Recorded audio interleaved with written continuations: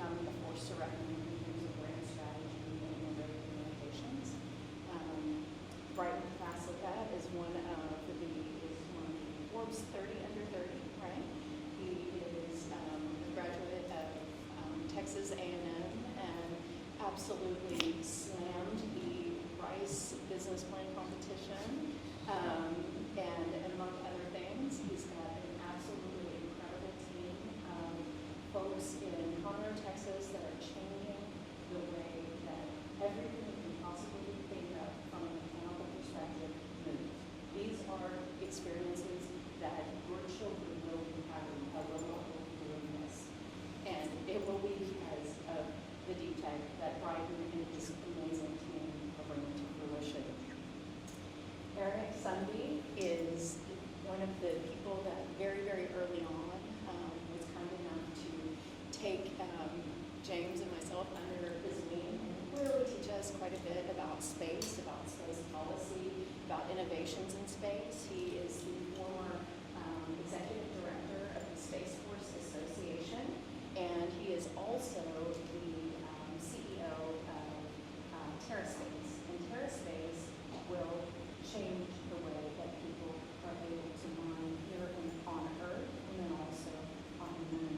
And he has a very, very novel approach to looking at sampling, just any sort of regolith or subsurface materials. He's worked very hard to train a very robust model. There's not a more robust model available. He's used the extensive Utah core sample library and is working on the Texas core sample library right now.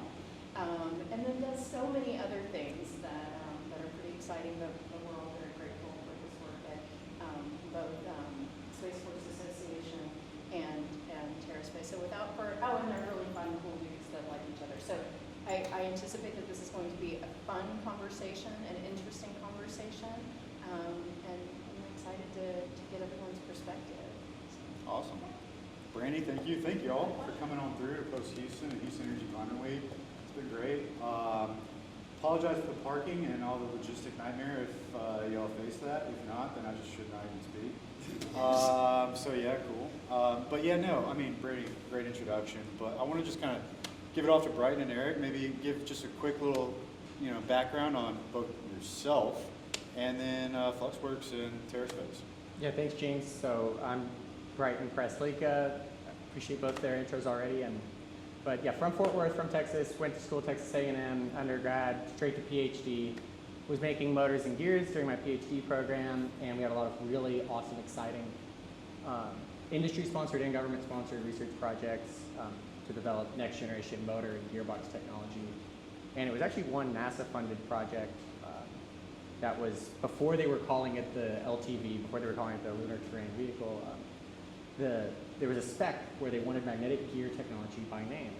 It's taking a gearbox but using just magnets instead to achieve certain performance benefits, especially in cryogenic environments. If we built a new type of magnetic gear while I was in grad school, got a call from the CEO that was helping us build that while I was in school, and he said, "Do you do consulting?" And I said, "I do now." And that's how I formed FluxWorks. And quickly realized I didn't want to make it a consulting company, I wanted to make it a products company. So we continue to work for NASA, for some of the big prime contractors that y'all all know the names of, but also we found a really exciting dual use space for our technology. There's lots of applications like robotics, cobots, humanoids, general run-of-the-mill automation applications that just require everyday actuation that benefit from the precision and control and extreme environment capability that magnetic gear technology lends itself to. So we've grown the company to 10 people by bootstrapping it, and then just a few months ago we took our first venture capital round from Scout Ventures, and we're really excited where we're going. But from there, I'll pass it on. Thanks. Awesome. Hi everyone, Eric Sundby. My background actually started in a completely different field than mining space. I started off working in a congressional office. I know, don't hold that against me. Very quickly learned that was not what I wanted to do with my life, and got out of that pretty quickly, but actually was approached right near the end of my time in Congress by a new organization called the Space Force Association that Brandy mentioned. Around that time, the Space Force was standing up. It had just been passed by Congress, the law that established it. And so this organization was meant to support, every military service has one, so it's meant to support it, advocate for it, and also provide some kind of consulting services to the service for free. So they understand kind of the nexus of the industry and kind of what's going on the Hill. So I went into that organization as government affairs director, eventually became executive director. During my time there, I did a graduate program in a business school, and like most graduate programs, they want you to have a capstone. They want you to, push through a business model and present it, and you get your degree, right? 90% of the time, people are like, hey, that's great. I got an A. I got the degree. I'm on with my life. We were the weird ones, and we actually found that we had a solution to a problem. A co-founder, Victor, is a aerospace engineer, had developed out a model that would allow for on-site mineral analysis. So essentially, in the mining space, what you see is you have mines that do a lot of exploration. They take core samples, and so the technology that we've developed allows us, instead to have to send those core samples to a lab, you can send the lab to the site. And so we're able to run those through our system using neural networks and machine learning algorithms that are able to provide us that analysis in real time. So from there, we've bootstrapped to about seven employees, and we are just behind you in our investment round. So hopefully we'll be closing that here by the end of the year. Yeah. That's awesome. Great. So the panel, Orbit. I thought this was interesting to have both of y'all kind of speak on what that all means and how that kind of contributes to this whole space economy that we have developing and in development right now. So maybe I'll shift it to Eric to kind of elaborate a little bit more about TerraSpace and the core sampling component, and then Bryton, I know you have a lot of requirements with your investors and the folks that you have grants that you receive grants from and stuff of that nature. And there's some kind of national security kind of components, I guess you could say, that were associated to it. But I mean, like Eric, like talk about orbit. Like, what does that mean to you? Sure.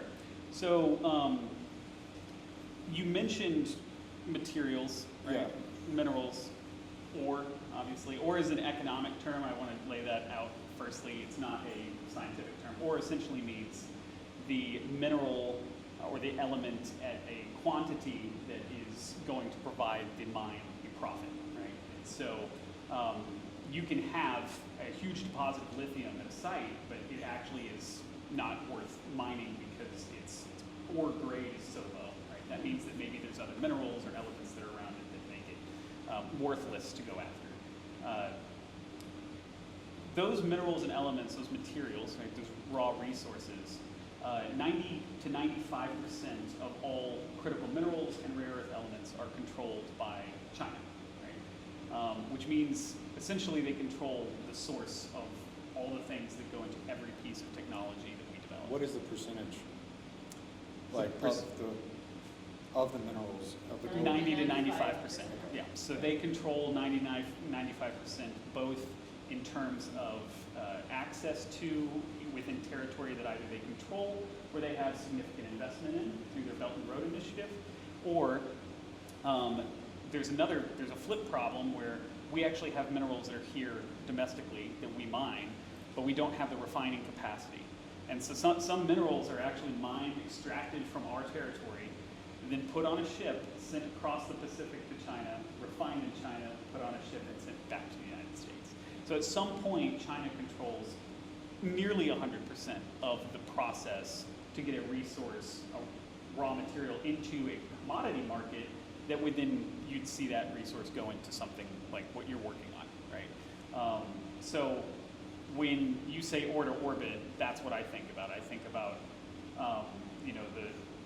we can do all the cool things in the world, right?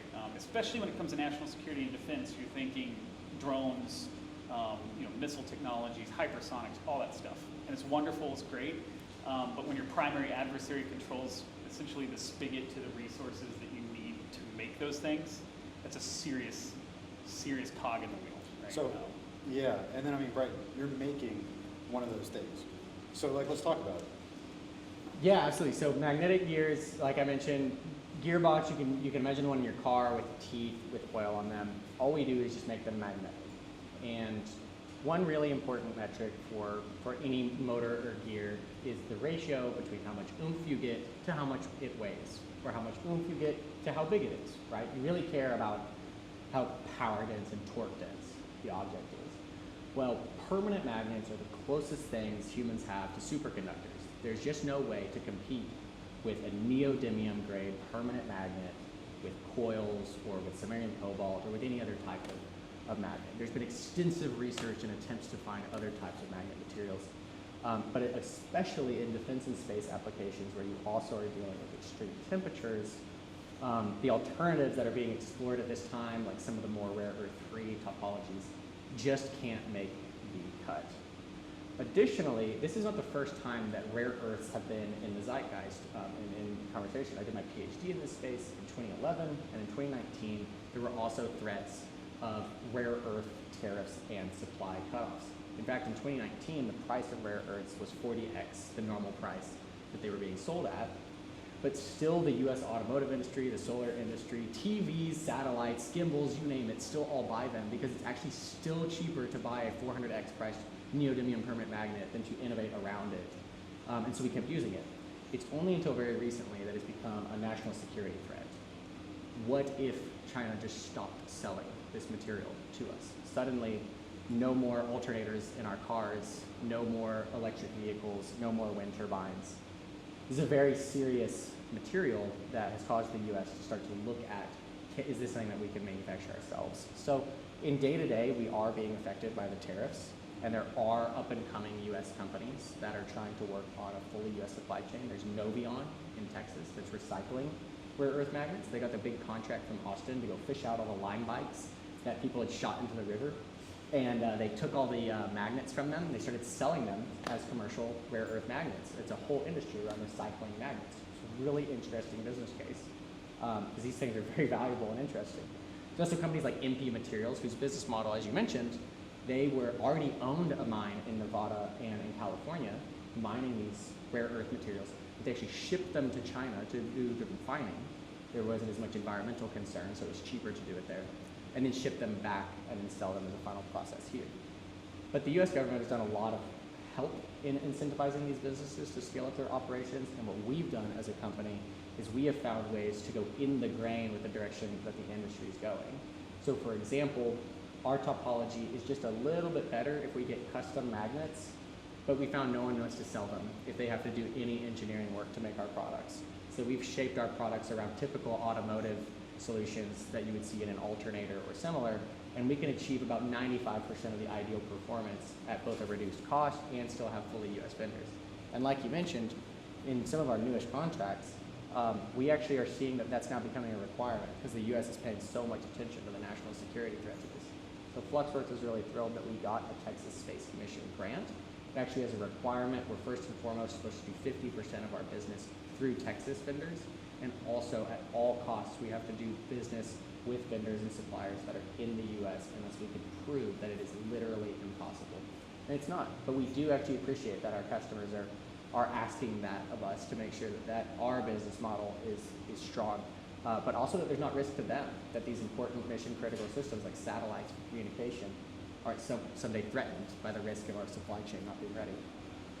Yeah, and then like Eric, you do a lot of mining, like you got TerraSpace. I mean, talk about kind of the life cycle, like where how long does it take to get a mine up and running? What are the permitting conditions that are involved with the policy angle and stuff of that nature? Like, just kind of share your thoughts on that bit. Yeah, so there are mines domestically that, like he mentioned, the MP Materials mine. It's been developed for some time, and so the United States government went and invested into that mine. Apple went and invested into that mine as well. Very recently, this was just a few weeks ago that these announcements came out. The U.S. has looked elsewhere and has, you've heard the news, Greenland, right? Greenland Are has. we getting it? Probably No? not. Okay. Probably not. But there has been significant investments into Greenland. And I think it's a good example of actually. What are you laughing about? Nothing. It's just awesome. It's just awesome. Keep going. So these investments have gone into Greenland. They've gone into territories, particularly on, I guess, the green parts of Greenland, so the coast areas, right? Not the icy ones. No, definitely not inward. And the reason is because a lot of geologic exploration has taken place in those areas. They were more easily accessible. And they did find a handful of rare earths in those locations. Problem is, actually, yes. Dude. Does everyone know when we say rare earths what materials we're talking Thank about? you. Yeah. Like where on the periodic table are we talking about? Yeah, so, and you can go much more into the materials science of this if you want to. But essentially, so rare earths and critical minerals are not the same thing, right? So rare earth elements are elements, particularly. Minerals can be an amalgamation of things. And with rare earths, they are not necessarily rare, and I would definitely point to you on the science of this, but they're not necessarily rare. It's more so the way that they are formed. They generally are harder to access from the deposits that they have. Anything you want to add to all of Yeah, that? totally on the same page. We're usually talking about stuff that's like higher than 60 atomic number. Yep. You know, neodymium is one of them, dysprosium, rhodium, samarium, cobalt. These are all really useful in from cell phones to TVs to solar panels. And yeah, like you said, they're really hard to get your hands on. For example, neodymium oxidizes instantly in the air. And so after you refine them, you have to store them in really challenging and annoying ways. And when we get our finished product, they're often like nickel plated or epoxy plated because you have to do a lot of work protecting them. And there's whole other subcategories like between rare earths and heavy rare earths that you can get way into the science of. But just typically we're talking about elements that are low on the periodic table, yeah. Yeah, and that issue is one that's important to bring up because even in the policy space, there's actually been a lot of mistakes taking place from the government across administrations because people actually get confused on what is a rare earth element, what's a critical mineral. In many cases, they use it as an interchangeable. It's actually caused issues with investments or strategic policies. Wasn't there a recent current event where that actually happened and occurred, where there was issues? Yes. So at the beginning of about 7 months ago, there was a mistake of looking at critical minerals and being like, okay, well, rare earths, that's critical minerals, rare earths. So they actually stopped funding for about 5 to 6 months critical minerals projects because they expected that all of their rare earths were duplicates, like rare earth projects were duplicates of those. And so they're particularly under the Defense Production Act Office and the DOW, there was an issue of those being paused. And so it actually set back the time in which a lot of those projects that were applied for, about probably an 18-month period. So does that impact you and your investment in your fundraise a little bit, would you say? Slightly. I mean, not necessarily like... Yeah? Yeah, did it? Yeah, certainly. So I can speak a little bit to that. So FluxWorks started fundraising for a venture-backed round starting in January with the target of closing in May because we had sent out a few commercial pilots and we identified that we could bootstrap to serve defense and space. There was a lot of funding available at that time. But we started winning some customers that would want as much as 10,000 at a time, like Rockwell is our newest pilot customer, and we knew that we needed to be venture backed. So we were raising and it was going fantastic. January, February, March, and then April 9th of this year, rare earths are announced as a tariff. And there is 7 specific elements that were actually tariffed. Neodymium is not one of them. That is the one that we use. However, articles just use that term in a very blanket way. And so many investors, we were very close to closing with Draper Labs, for example, suddenly radio silence. And when I finally get a hold of them, they asked if we use rare earths. I explained the situation, and then radio silence after that. It just seemed like there was a lot of risk and concern about it. Now, for our defense and space applications that require extreme temperatures, we still do have to use dysprosium, which is some of the ones that were tariffed, still a national security threat. But actually for our commercial use cases, we don't need the particular minerals that are being tariffed. But yeah, the blanket use of the term causes a lot of pause. People ask, "Oh, do you use rare earths?" And we say yes, and then it's conversations over. There's not a which ones do you use as a follow-up. Yeah. Yeah, that's not. And that definitely challenged things, but we were able to finally close in July. Yeah. Yeah. Yeah, and to your point where you were asking about like the process, right? The reason that we needed to define those two things is it leads to overexcitement or extreme pause, right? Depending on what's happening in the media around minerals, right? And so, for instance, the reason I mentioned Greenland is there is a Tanbreeze site, right? You can go look it up. And there's a multitude of rare earths that were recorded in early geologic exploration activities that would, be of interest, strategic interest to the United States to receive investment. One issue, however, is all of the actual exploration campaigns that were done there showed that if you want to use the term ore grade, the ore grade was low, right? It was so low that you would never turn a profit on the mine. The United States government actually put out an announcement saying that they were going to give like $50 million initially and then a $500 million investment into that site, right? A lot of geologists came out saying, why would you do that? Because this is not this is not a site that would even be worth your time, much less your money. And so that's a struggle that we're having, right, as a nation, figuring out, one, where are things, and two, the things that we do know that are there, we generally just jump on it, right? Because that would be what you would call either an explored site or a brownfield site. So a brownfield is essentially like we've mined there before, so we kind of know what's there. There's a lot of investment into those areas because we obviously know what's there, right? Green fields, which are areas where we don't know, but we expect, those are getting much less attention. However, those are probably, in many cases, holding more promise if we want to start to expand rapidly away from reliance on China, right? As well as working non-domestically. So developing out supply chains that are tied to regions and countries that have more ethical practices in mining or have better relationships with the U.S. An example is our current pilot project is on a rare earth, cobalt, with the Chilean Cobalt Corporation. They have a site there that can actually essentially get the West off of reliance on the Congo. If you look up the Democratic Republic of the Congo's cobalt mines, there's numerous documentaries about the absolutely horrid nature of how cobalt is mined, and it is in literally everything. Pull out your cell phone, it's in it, right? So not only that, China has heavily invested Belt and Road into Congo. So what we do, right, that's the strategic level, right? What we do is we try to cut down the time and the cost and the OpEx that generally is focused on getting ground truthing, right? So if you're going to look for a site, if you're going to look for minerals, you have to take core samples.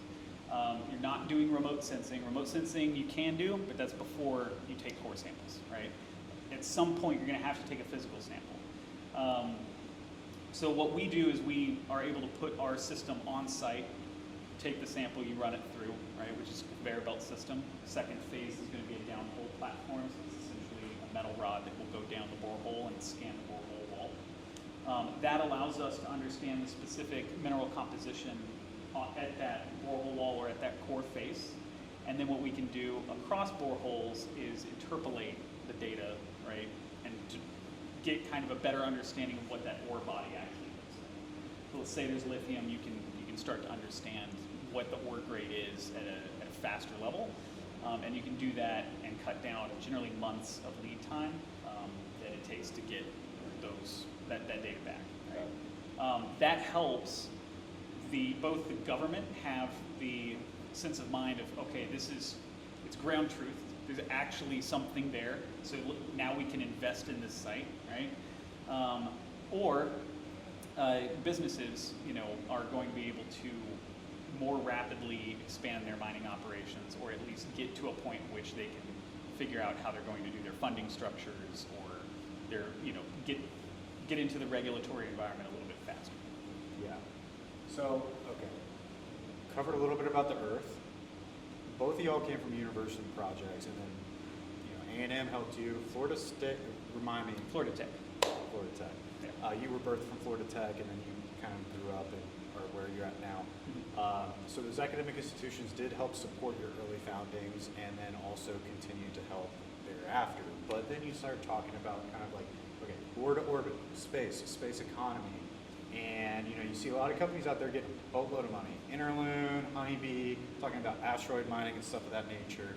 Let's talk about kind of your products, because y'all were birthed both from the space type of application. Like, let's talk about the space application and use for what you got going on. Yeah, so magnetic gears, like you said, were birthed for a particular space application. Now we realize that there's applications from low Earth orbit to very low Earth orbit to lunar, but the very first application was actually for what's called in situ resource utilization, which is a concept for future lunar missions, these Artemis space missions where you want to be on the moon for a long time. There isn't enough resources to be able to accomplish the task at hand to send all together in the mission.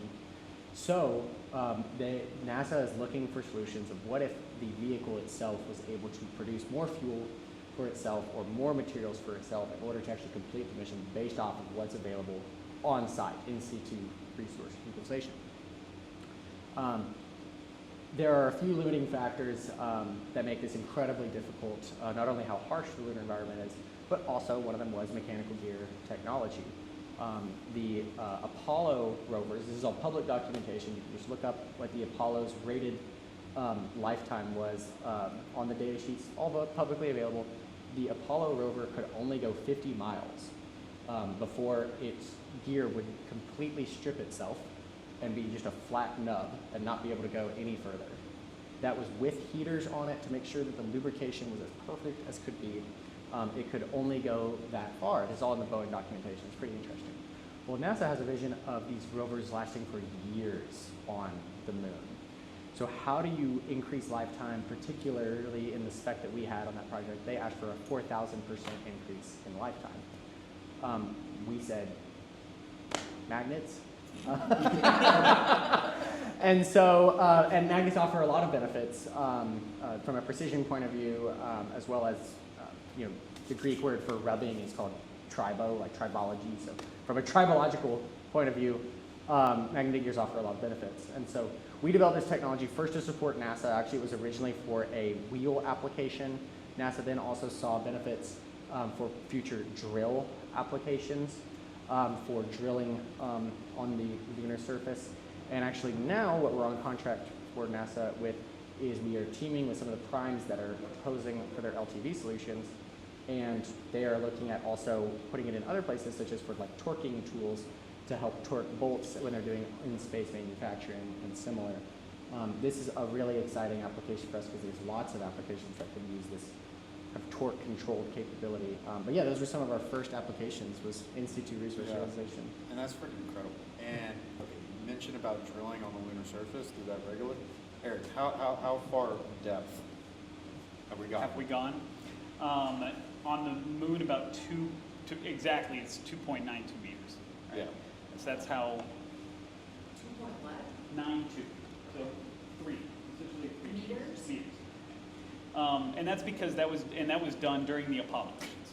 So, what were you saying? It's like a door frame? No, that's 2 door frames. Yeah.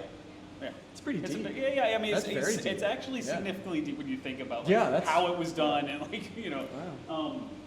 That being said, when you look at anything close to terrestrial capabilities, just for exploration, you're talking 200-300 meters, right?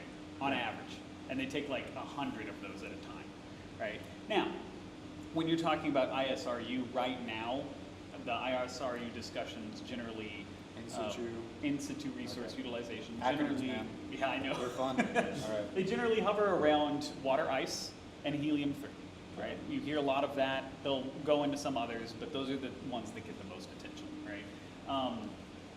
Those are fairly accessible at the surface or the regolith level, right? When you look at anything below the regolith, a lot of that is speculation. It's informed speculation, right? I mean, we do have some, we have seismic, we have other methods in which we've gained data, but we don't exactly know what's there, right? And so TerraSpace, the reason we actually created a company was because we were interested in understanding what's there. The best way to do that was, instead of bringing core samples or bringing subsurface samples from the lunar surface all the way back to Earth for testing, which is generally the method that most people want to do, is extremely costly. It's also complex. If you look at Mars sample return, it was going to be funded at $7 billion. Congress said absolutely no way, and it no longer exists as a mission, right? And so it's going to continue to have those problems when you want to do sample return. Our platform can allow you to take the majority of the lab to the site, right? You're not necessarily getting chemical or fire assay, but that's where the algorithms actually come in to kind of beef up those limitations. And then, I mean, just for folks that might not be all that well versed, I mean, remote sensing, why is that not an option on the lunar Martian surface? So remote sensing can't get essentially mineralogy and mineral characterization at depth. So it can give you information about what it might think, right, is there, right, or what the analysis may come out with is, we see certain features that generally point towards heavy metals, right, but it's not going to tell you exactly what that is or its ore grade. If you want to extract it for economic purposes, you're still going to have to do more, digging essentially. One area that can remove the process of drilling and core analysis is muon tomography. Now, this is a very That's a band name right there. right? Yeah. It literally is. Yeah. Say it again. What is it? Muon tomography. It is a pretty wild, essentially think of a directed particle accelerator that you're getting information back from its nuclear source, right? So it will be able to inform you most of everything that's there. It's in its infancy as a technology. It's something we do want to employ later. But this allows you to actually see beyond the surface, or see beyond the wall, right, of whatever material you're looking at. It's kind of sci-fi, right? It's cool, but it is legitimate science. It's just in its infancy. So I don't expect that to be adopted, especially from a commercial perspective, for some time. So, remote sensing's great, coupled with processes of core extraction and analysis. That's where you kind of get into an interesting field, because you can do pattern recognition across the spectrum. Yeah, and I mean, energy and climate, space and Earth. These are two products that y'all are both developing that was developed initially for the space industry, right? And now you have created a product that is essentially resilient, right? Like, it could be in extreme, abrasive, hard environments, harsh environments, I should say, Antarctica, like freaking wherever the heck, volcanic. You're gonna say something? I don't know. No, I was going to say, yeah, it's really interesting, the use cases for this technology. That it started as a space product, but then when we first started the company, one of the first things that we looked at was wind turbines. The gearboxes in wind turbines actually fail every 7 years in the 25-year lifetime of onshore wind turbines. And then offshore, the gearbox is so expensive to replace that they go direct drive. They forget the gearbox, let's just do a big motor and generator that can consume less electricity. And then the good rule of thumb for how much rare earth those offshore wind turbines use when they don't use a gearbox for mechanical advantage is, for every megawatt of energy that they generate, it's about 1 ton of rare earth materials. So for these big 15 megawatt wind turbines, it's 15 tons of rare earth, which in all of space, there's less than 1/2 of a ton of this material. This is an enormous amount that we're using. And contrary to how it might seem, but actually a generator with a magnetic gear, because of the mechanical advantage that it provides, that system uses about 75% less than a rare earth content of a direct drive generator. So we started looking first at wind applications, and then about 1/4 of our staff actually comes from National Oil Well Varco. They were working on magnetic gears too, for top drives and for mud pumps. But just us as a company happened to find that the fastest place that we could get was robotics and automation. This was a lot less capital risk. This is an industry that had a massive pain that doesn't just financially benefit them, but it also unlocks completely new capabilities that they're trying to achieve, such as safe robots that can operate near humans. Our technology could achieve that. So it's something that we want to come back to and pick back up, not only lowering the levelized cost of energy for oil and gas and wind through less maintenance and less uptime, but also just addressing some of the really interesting issues like every time you have to replace these gearboxes, you're also replacing thousands of gallons of oil that's just dripping down the sides of these wind turbines. Ours is completely lubrication free. So it's something interesting that we hope to really make a large impact in as our company keeps growing. Yeah, and like talk about like the humanoids and all that cool stuff. Like, what is the celestial gear? What does your technology do to help? Yeah, so a lot of times, when you say a motor, you're thinking about it driving forward. I want to move my robot hand, and so you're spinning your motor and you're spinning your gear and you're achieving output. But these humanoids and these future cobots, one of the things that is so important to them is, well, what about going the other way? What about when I touch you? Can you feel that? And if you do you yield to that like a human would? When I shake your hand, do you yield to me? Well, the way mechanical gears work, due to the friction of them, they're actually not very back drivable. This is a problem both on Earth and in space. As a matter of fact, when the Lunar Gateway released its specification for their robot arm, which was intended to be made by MDA Space, it said that the arm must be back drivable to a certain degree of Newton meters. MDA Space has spent tens of millions of dollars lobbying to change that spec because we all know that it's impossible to back drive in space. Magnetic gears are back drivable. This is something unique about magnetic gears, is you can push them backwards and they yield to you just like a spring, which is much like the human body, right? We have very spring-like muscles, right? Even our bones in some ways are somewhat springy. They're strong. I'm not saying it's loose and bouncy like a spring, but it is just modelable like a spring. We don't have static friction to overcome. So you are actually able to detect that pushback. So now you can imagine unlocking the capabilities. This is important in space, but also in earthly and terrestrial applications. Like, you can unlock the capabilities of what if a robot could grab a solo cup and not crinkle it? Or what if a robot could touch a human and the second it touches it, actually yield softly to the human and stop its action? Right now, we have to put all these external sensors like LiDAR and just stop the robot anytime something gets slightly close to it. But then your robot doesn't end up running at all because people are walking near it all the time. So then they put these big cages around it. And it takes all these square feet, and you never walk near your robot. And then automation's kind of stupid, because I build all these cages around all these places, and every time I need maintenance, I have to go into these cages and turn down these robots, right? We want high throughput. We need them to be operable while people are near them, right? So that's just one of the unique things that when we invented it, we actually never saw this coming. Yeah. But it took kind of talking to customers to understand like that's actually something they'd be interested in. So I mean, have y'all seen Alien on Earth? The synth. What are the three different types? Synth. There's Yeah. gosh, I can't remember. There's like it's like a computer upload of the mind or something, right? There's So there's all that radical cool stuff. So I mean, like, ultimate, dude, just talk to us. Like, when are we getting a humanoid on? Our lifetime or later? What's up? I will say, going to some of these customer sites, because we do have humanoid customers, and walking into their building and you sign this NDA and then you actually see them walking around and sorting screws. I thought that all those videos were just AI generated and fake. So you can confirm they're not fake? Yeah, we still have a long way to go, Yeah.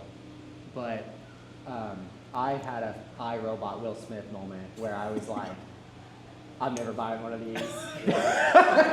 They're gonna take over. These things are way smarter than they should be at this point. Yeah. I mean, it's pretty amazing what some of these companies are doing. Yeah. Seeing them, again, just particularly sorting screws was very interesting. There's still a lot of challenges to get through that we hope we can provide some solutions for. NVIDIA and all these companies hope that they can provide solutions for. But it was pretty impressive to see how far along some of these companies are with humanoids. So. When we have one on the moon, I don't know. Depends on the president that wants to make that happen, then it'll happen. Yeah. I mean, because there's Aptronic in Austin. Who's Persona? Persona AI Here in Houston. Figure AI. And I mean, they have contracts with NASA and JSC to try and get something going. And we have had humanoids before. There was the Valkyrie project Yeah. with Robonaut 1 and 2. You can see videos online. It's all public information of one of the first humanoids that was actually on the ISS that operated safely near astronauts, which a lot of the people that worked on that team are now all co-founders of all these humanoid companies. There was a lot of really interesting innovation that came out of that NASA project. It's kind of one of many examples of space having an aggressive need that resulted in innovation that now you see being more commercially adopted. Yeah, and I mean, you know, again, we're kind of phasing into like the last bits of this, but you know, when we talk about the space economy, when we talk about kind of helping support this industry, this nascent industry, kind of emerge and kind of take shape as a true commercial space industry, like what do y'all see in terms of like realistic timelines? In terms, I mean, because again, like, you know, we had Firefly and Intuitive Machines, two Texas-based companies land on the moon recently, right? But, you know, y'all, that's the transportation, the pipelines, right? To get us into the lunar Martian surface, right? So, you know, we don't even really have humans on the moon since when? What, like 1970s? 72. Yeah. So, like, you know, what is y'all's like reasonable timeline in terms of, you know, being able to have a colony at Jamestown for all mankind? Like, what's going on, dude? I mean, NASA's saying 2027. It's going to be Brighton's town. Yeah, is it? No, I'm Dude, just- let's go. Let's go, man. I'll come over. I'll let you start. Oh man, you're gonna put me on the spot Yeah. with that one. Because this is a question, you know, my answer is gonna probably piss some people off.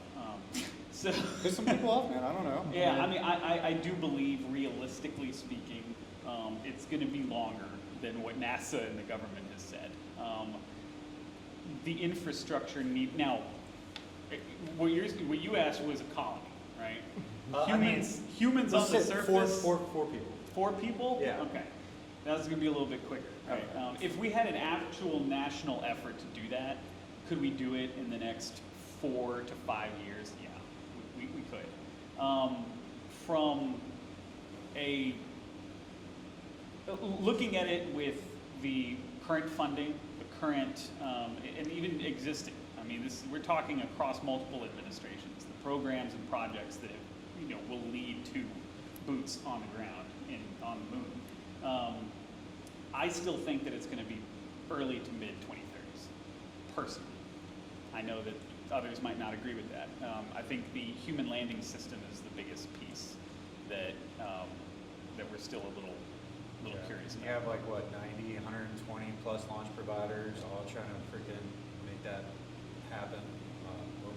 Yeah, I was gonna say, I think, space economy at large, there's so much happening already. Like, you look at the number of satellites per year that SpaceX has launched, and it's just exponential, and it's not slowing down. And now Amazon is doing their kind of Starlink equivalent Through SpaceX, projects. right? Yeah, and Yeah. so there's a Not the lot one. of incredible low Earth orbit work being Yeah, done, absolutely. and there's a few projects like for very low Earth orbit that is going to be really interesting space economy wise. That that technologies that can provide solutions to all those really provide a lot of value in terms of the lunar surface and the Martian surface and other extraplanetary activities. I will agree that there's a handful of extra challenges.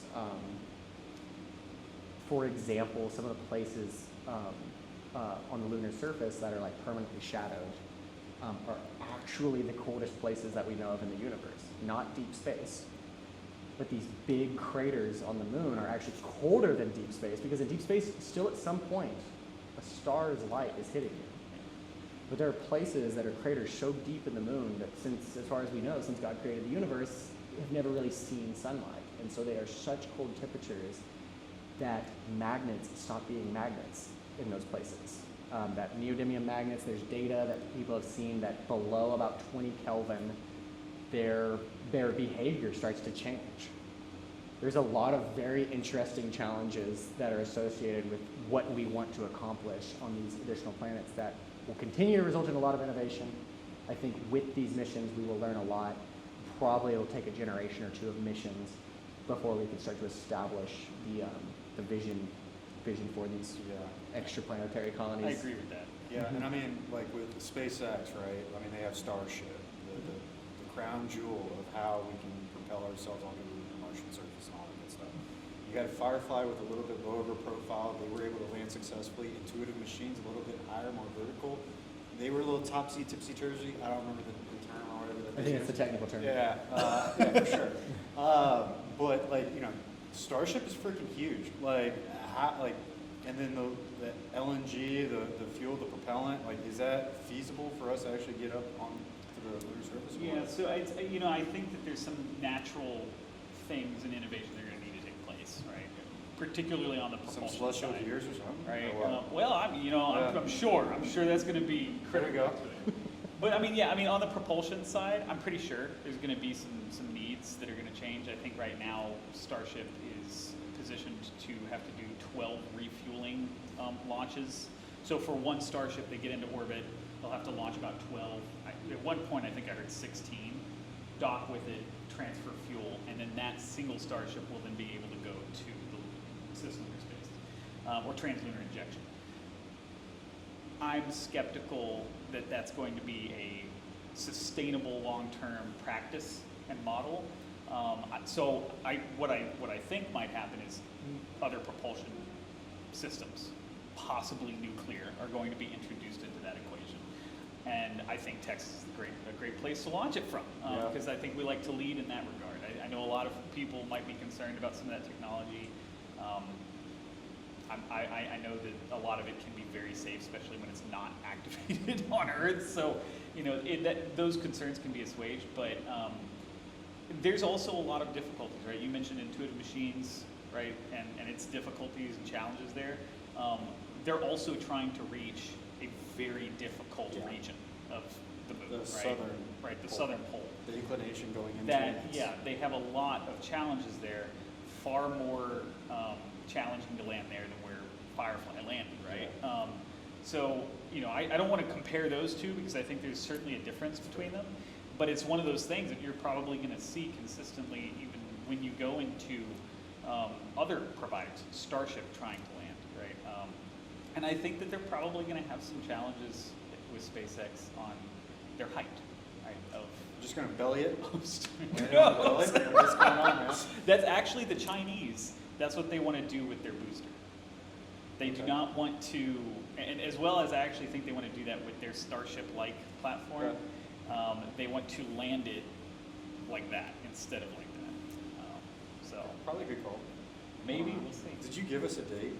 Your 4 people? I was Bryton. politically avoiding that. Oh, really? Yeah. So we're putting you on the spot now. Yeah, I don't want No? like 4 years from now. That's smart. Did you? CEO Bryton Praslicka says he thinks.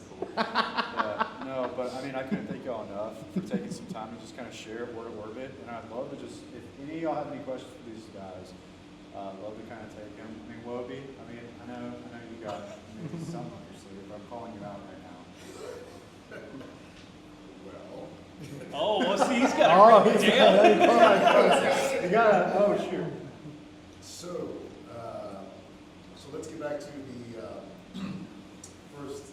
This was one of the more enjoyable panels that I have been to in quite some time, and informal. So you guys have done an excellent job. I've learned some things I didn't know about the definition or did not. I did not know that either. It's an economic definition. So on that. One of the things that a few people in the burgeoning community around the finance elements of developing the space economy have been talking about is one guy named Bruce Cahan. He's a professor at Stanford. He's proposed commodities exchanges as another way of having vehicles for financing some of these things. And I'm really curious about your take on how that might come into play with or, and I want to start not with off-line, because that's a whole another dynamic. But I'm curious about the critical minerals, and the second thing that goes along with that is who defines what a critical mineral is? Good question. Right. Rephrase this question if you can, because, and I might just like give out the mic to you next time. We're recording this while we're doing it, but just. Yeah, sure. So his question was particularly on who defines what a critical mineral is, and then also the concept of a commodities exchange terrestrially or space? Terrestrial. Terrestrial, okay. Because using as another mechanism or lever for how you can control the manipulation of an asset. Yeah. So there's the direct, infrastructure part of going and extracting the asset and then processing the asset and then utilizing the asset. But then the financial elements that go along helping to determine the value of whether or not it is worth to do so. There's the direct injection of money from the government, for example, for grants. But then there's the grants or investments now. We're doing strange things like taking actually equity interest in some of these things. But commodities exchange, I'm just curious as to whether or not what you see there as the possibilities, other levers that could help provide a little bit of an advantage perhaps in for, let's say, domestic production and capabilities of controlling these markets. Yeah. Well, first I'll tackle the who defines it, because I think that does matter, and it kind of plays into doing that down the road, right? So the United States Geologic Survey essentially has an office that reviews strategic minerals that are of value, or essentially to the national security of the United States. If we lost access, or if we lost considerable access to that mineral, then we would lose our leverage and security for our nation, right? So they review that. They do it alongside the Department of Defense. However, they are the ones that publish that list. And so they come out it's not every year, every 2-3 years, sometimes they'll come out with that list. They just updated it. I think it's at 54 right now, I believe. Don't quote me on that. A couple years ago, I think it was like 26. So I think they doubled it, because I think there's also a lot of research going into new applications of minerals, or even rare earths, that previously, maybe didn't receive as much attention, especially by the government, right? And so now there's this understanding of, resources are becoming a choke point, and because of the adversary's control over those, we need to get involved to make sure that our businesses don't lose access, right? To that point, right, a commodities exchange, I think it's a unique idea. It's something that I would probably support a long-term plan to get there. I'm a little skeptical of its the ability for it to be accepted in the short term, only due to particularly the mining companies that are involved and strategic plays by the government, right? You mentioned earlier the government. I think it's one of the first instances, especially in the 21st century. It is the first instance where the government has now a large equity stake in a rare earth mine, right? There is some concern around that, obviously, due to valuation, right, of the ore. So is the government now going in and being able to then manipulate the valuation, or at least influence the market's perspective of that valuation due to the government being involved? I think that getting away from that model is as best as possible. The invisible hand, I do believe in it, and Smith was right in that regard, that I definitely see the market being able to get those valuations proper, because they do pay attention to the actual ore grade that's defined by science, right? Not by outside manipulative forces that are kind of letting you know, this is what we think it's worth, right? That being said, there are certainly national security concerns. So I understand the argument as to why, hey, we need to invest into this company, right, and beef it up, because we want to make sure that it still provides those resources to our industrial base. But I think it can be done more effectively without the government having to be that involved. So I do think eventually a commodities exchange is a model that I think could be unique and allow for kind of a maneuver away from that. But I'm skeptical that it would be possible within a short period. I have one final comment, because I know we're at time. I gave a lunch and learn at Boeing in Houston, and the alpha and beta solar array servos and gimbals, the gears on them are gold plated, because of the radiation and reflection properties of gold, but also the softness of gold. We wish their gears were springier in space so that they didn't vibrate the whole space station every time they moved the solar arrays. And they still do. But gold is still softer. And I was pitching that we should use magnetic gears for solar array drive assemblies, and they said they didn't have any funding in their IRAD budget. And I said, well, I will take your gold gears in exchange for my magnetic gears before you sink the ISS. And they didn't take it. That was true story. True story. That was it. Yeah. You gotta have out-of-the-box thinking. I would take I mean, no, I'm an sure. exchange of gold for my gears. Yeah. Yeah. And that value has remained fairly consistent over time. So that's a good investment. Did that answer your question? It did. Okay. I mean, there wasn't a solid answer to the Yeah. question because it's a developing thing, but you gave a very good, well thought out view on it, and I think that it's going to be informed over time, both by market forces.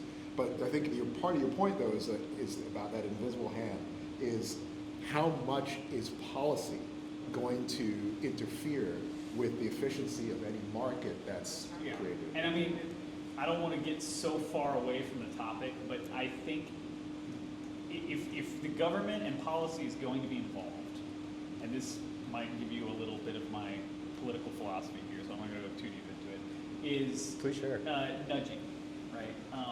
If you look at nudging theory in economics, policy and the government can nudge, can say, we should do this, right? We encourage this, or kind of use language that kind of encourages the market to move, but not necessarily physically become involved in the market the way that it has, right?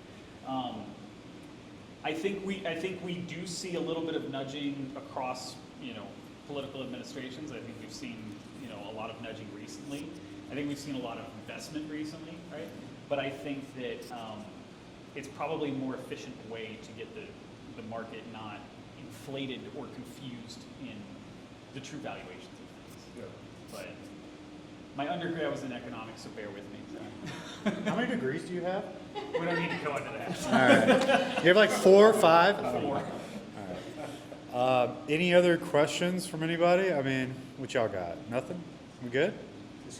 We got merch. We do have merch. So, I've got one question. Here, I want to come up. This new scanning system, does that have an active nuclear source?